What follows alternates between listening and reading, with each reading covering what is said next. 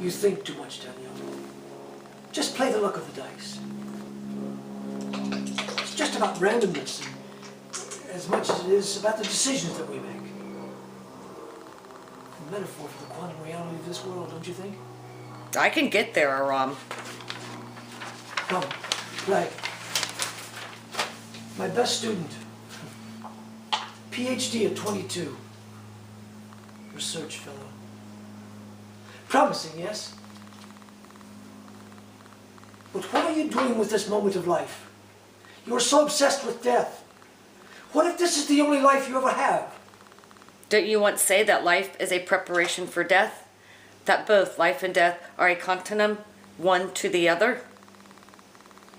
A man that says a lot of things in his life.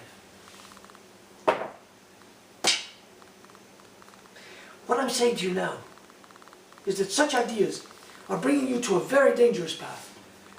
You can't just put yourself in a near-death experience and not expect consequence. How do you know that, Aram? You can't bring them back, Danny. But I was there. I saw them. If I could just see... Let's just assume for the moment that you did indeed see them. In, I don't know, a shared NDE. There had to be a reason I saw them. How do you know that, Danielle? I spent over 40 years on the research, and what did I find? Your ideas, Aram. Quantum memory. The extent of consciousness. That it doesn't end in death. Ideas. Do you think reality can cross over with the imagined? What? Like delusions? I don't know. Visions, maybe. Not maybe, Danielle.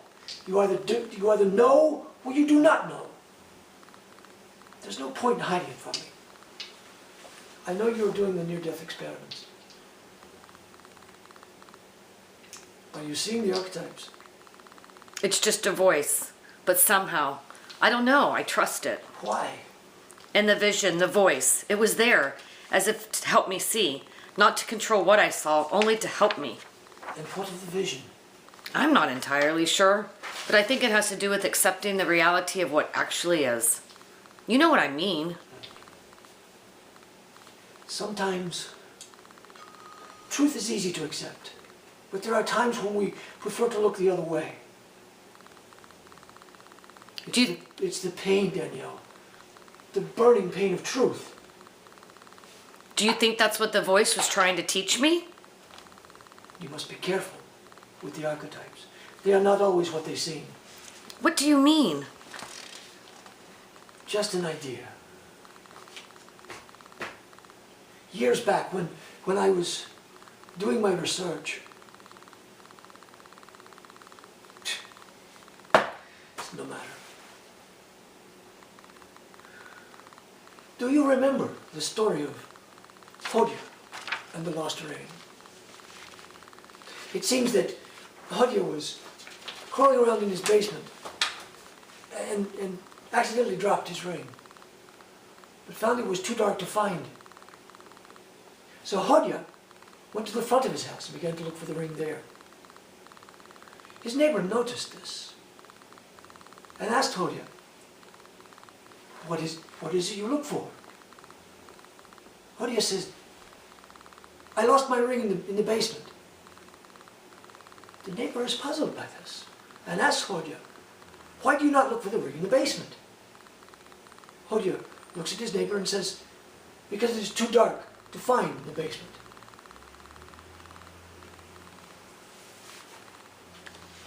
What is the meaning of that story? To look in the right place for the answer? No! The meaning of the story is to bring light where there is darkness. You can never find the answers in the dark. Don't be fooled by what may appear to be light in the darkness. Find your answer, Danielle. Not in the darkness,